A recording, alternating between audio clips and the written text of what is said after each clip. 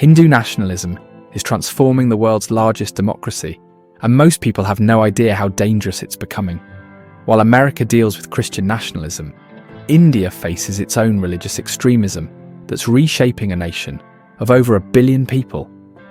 For thousands of years, Hinduism has been practiced peacefully across the Indian subcontinent. But today's Hindu nationalism isn't just about religious pride, it's about power, exclusion, and rewriting history. The roots of this movement go back to India's colonial past. First came the Mughal Empire in 1526, Muslim rulers from Uzbekistan, who controlled India for nearly 200 years. They built incredible monuments like the Taj Mahal and brought prosperity, but India remained divided into separate provinces. Then the British East India Company swooped in around 1757, using classic divide-and-conquer tactics to take control. They built a private army twice the size of Britain's regular military and systematically plundered India's resources until millions starved to death. This corporate colonisation was so brutal that a massive rebellion erupted in 1857, forcing the British government to take direct control until after World War II. During this colonial period, 3 major political movements emerged that would shape modern India. First was Mahatma Gandhi and Jawaharlal Nehru's secular independence movement, fighting for a unified India that welcomed all faiths. Second was Muhammad Ali Jinnah's Muslim separatist movement, which sought to create a safe homeland for India's Muslim population. Both these groups eventually got what they wanted. India and Pakistan became independent nations in 1950. But the third movement, Hindu nationalism, was furious about this outcome. These Hindu nationalists despised Gandhi's vision of a pluralistic India.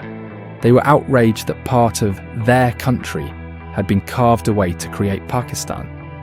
Their anger was so intense that in 1948, a Hindu fundamentalist named Nathuram Godse assassinated Gandhi. Godse had been a member of the RSS, Rashtriya Swayamsevak Sangh, a far-right paramilitary organisation founded in 1925 that promotes the ideology of Hindutva. Hindutva isn't just about Hindu pride, it's the belief that India is exclusively a Hindu nation, both culturally and spiritually. Under this ideology, non-Hindus, especially Muslims, are viewed as invaders who should be treated as second-class citizens. The RSS grew significantly in the 1960s, and by the 1990s, its followers were destroying Islamic places of worship, like the Babri Mosque in 1992, and attacking Muslim citizens.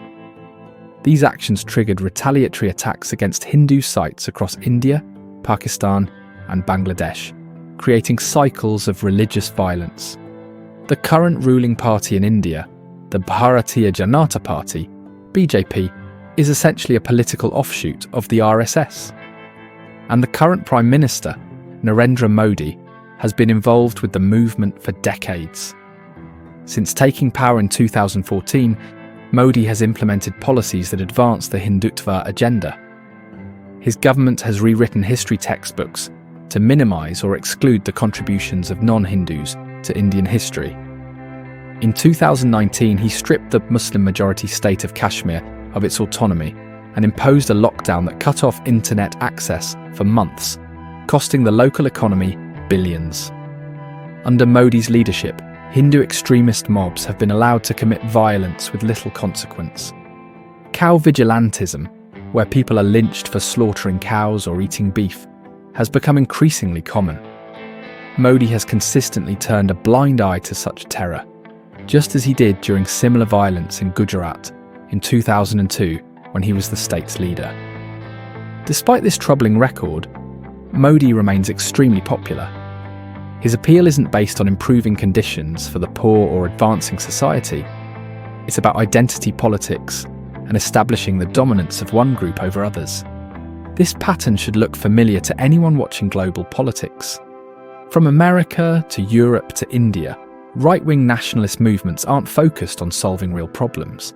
They're about exploiting identity, stoking fear of the other, and consolidating power through division. What makes India's situation particularly concerning is the scale. With nearly 1.5 billion people, India is the world's largest democracy. The rise of Hindu nationalism threatens not just India's secular foundation, but potentially the stability of the entire region. The assassination of Gandhi wasn't just a historical tragedy, it was a warning of what happens when religious nationalism overtakes democratic pluralism. Today, as Modi's government continues to advance Hindutva policies, that warning is more relevant than ever. The world needs to pay attention to what's happening in India. Religious nationalism, whether Christian, Hindu, or any other variety, follows the same dangerous playbook. It starts with rewriting history, moves to stripping rights from minorities, and often ends with violence against those deemed outsiders. India's future hangs in the balance. Will it return to Gandhi's vision of a secular, inclusive democracy? Or will Hindu nationalism continue to transform one of the world's most diverse countries into an increasingly intolerant religious state? The answer matters not just for India's billion-plus citizens, but for anyone who cares about democracy, religious freedom, and human rights around the world.